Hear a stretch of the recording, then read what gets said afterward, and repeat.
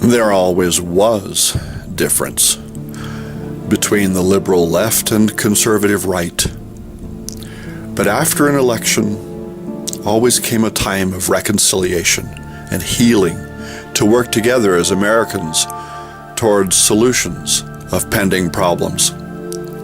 It was not until election of George W. Bush that I became aware of an effort by Republican conservatives to dehumanize the liberal left.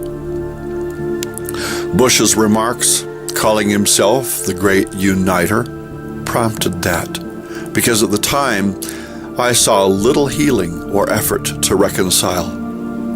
I listened to many of my church friends parrot Rush Limbaugh, Glenn Beck, and Ann Coulter, and others, in effort to vilify liberals as godless misfits.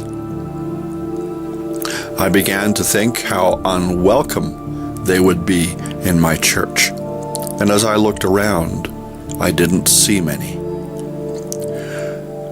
Over the years, I watched some people come and go, and we never really seemed to grow, in spite of provision of a kind and a gentle service, and help where possible, and the best music with an ethereal ability to touch souls, where we did everything from Gaither to old-time gospel, bluegrass, traditional hymns, rock, contemporary, and great music. There was something in every service for everybody. But we did not grow and prosper as I thought. I began to understand the language of the religious right conservatives in church was the prime cause. That same kind of rhetoric, like when President Obama was elected and he was called the nigger in the White House.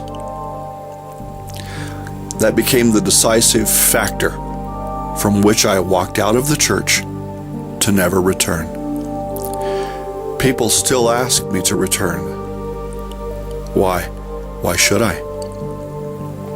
They still call Obama the nigger in the White House and believe liberals are godless misfits who pursue abominable sin like tolerance of homosexuality. They don't believe in global warming or evolution, and they think science is a war on God. They talk against Obamacare, and some of them are military dependents with virtually free health care for life due to affiliation. You mean some workers, like the multitude in retail, don't deserve an ability to afford health care? What about affordable education? What if it cost for teachers? What it costs for doctors? What if it cost for schools? What it costs for hospitals? I can't reconcile that, not when we have the capacity and capability to provide affordable health care to the citizenry. We heard about all the socialized health care failures of Canada, the European Union, and Asia, but come to find out, they're untrue. Then is the Republican denial of global warming, which, as someone schooled and skilled in science, I've come to understand is the greatest threat humanity has ever faced. I know what the near future holds, and know that even at my advanced age, I will see it. I already do. My children will live it, and their world will be much tougher because of decisions of my generation. In particular, the Republican-led denial of what is coming at a critical time when it might have been preventable, or at least delayed. In fact, our practices are accelerating it. The Keystone Pipeline is one example.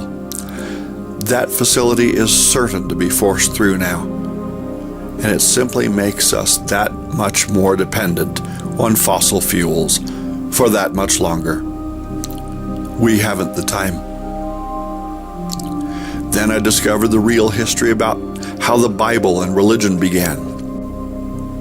I learned about the backdoor deals, secrecy, conspiracy, and all the efforts by the early church to determine what was biblical and what was not, followed by a campaign to wipe what was rejected from the face of the earth.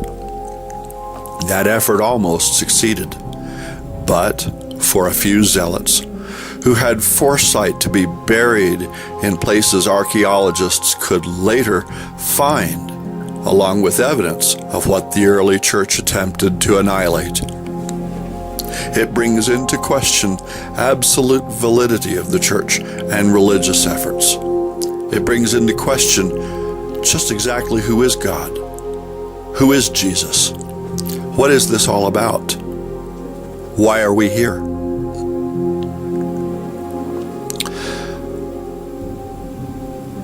Sadly, just like their attempts to vilify and dehumanize liberals and denial of science like evolution and global warming, their religion is also based on a pack of misconceptions.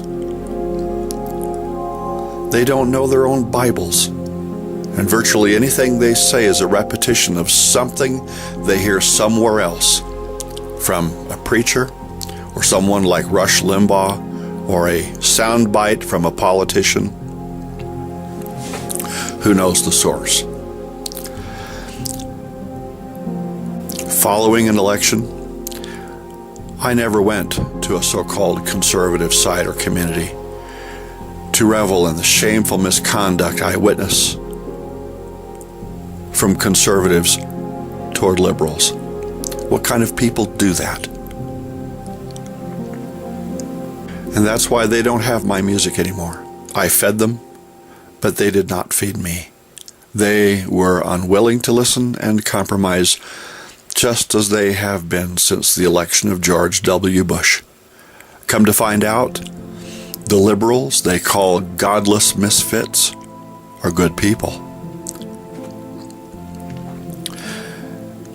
Many don't believe in God as religious Republicans portray him.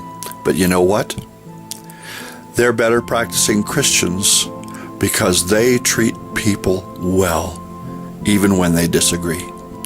They do as Christ taught, not because they're religious, but because they're good people, and goodness is written on their hearts.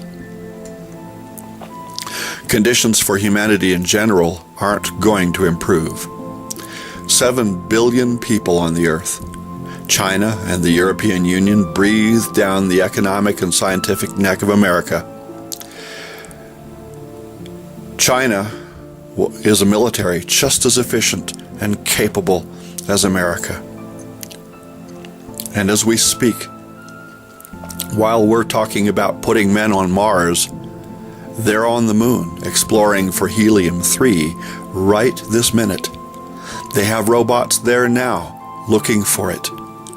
Next week, NASA and the European Union joined forces to land a probe on a comet. The European Union already landed a craft on Titan.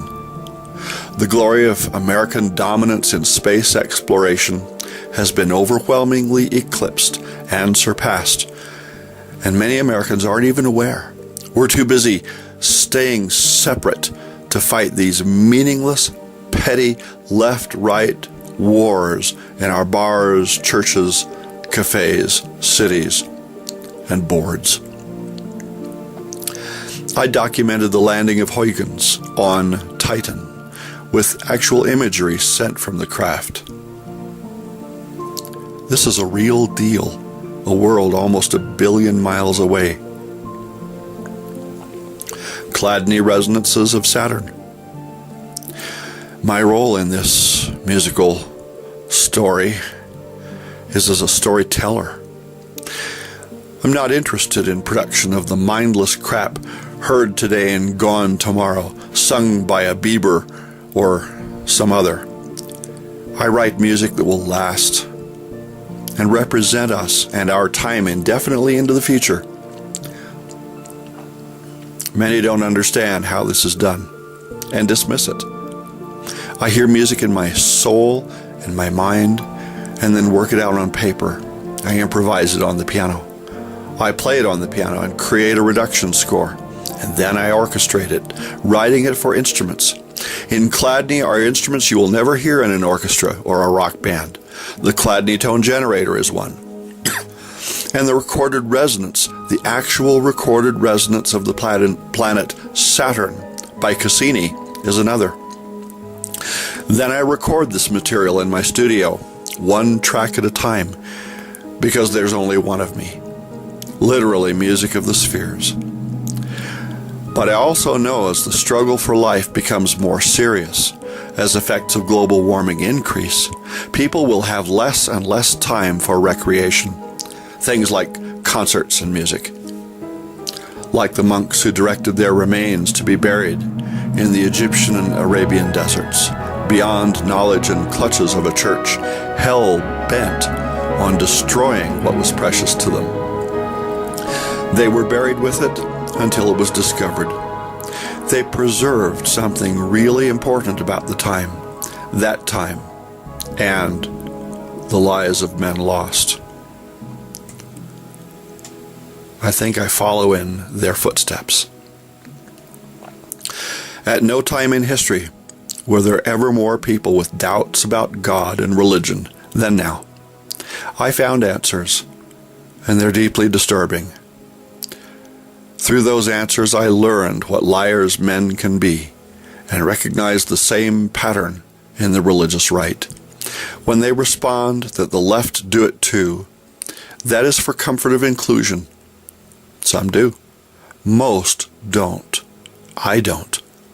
Yet, I've been attacked relentlessly by people from the right. Yesterday, it was suggested for me to brighten up. I needed a lobotomy. A mind capable of producing music from nothing, who learned Hebrew and Greek to read and know, that not only understands integral calculus as easily as simple addition, but sees vast beauty in it, that is used in the production of music written to tell these stories and document who we are, needs a lobotomy? Why? Because I made a garden from rocks I carried down from summits? Because I don't believe President Obama is a White House moron? Because I see Obamacare as a good thing for people, and the offset of cost is a healthier, happier, and consequently more productive workforce? Because I see a great power in music, instead of it being just a frill and a relatively unimportant unpriority of education. Even though I am a moderate conservative, I have more in common with liberals than many of those who call themselves conservative, especially when measured and compared with people in this community, my city, and its churches. That doesn't make me liberal. It reflects just how unbalanced and skewed are the religious and non-religious right, who waste their time and hours attacking anything liberal and Democrat for nothing but a perverted pleasure in doing it. Talk about sinners and sinning. What is sin? It's hurting people. When you deliberately choose to hurt someone, that is sin. It took a dozen or two Bibles, 3 languages, 6 decades of study, and exposure to the kind of misogyny and misanthropy practiced by the religious and non-religious right to reach this understanding. But the conclusion is solid and inescapable. Sin is hurting people. When you deliberately choose to hurt someone, that is sin. Doesn't matter if you believe in God or not to know and understand this.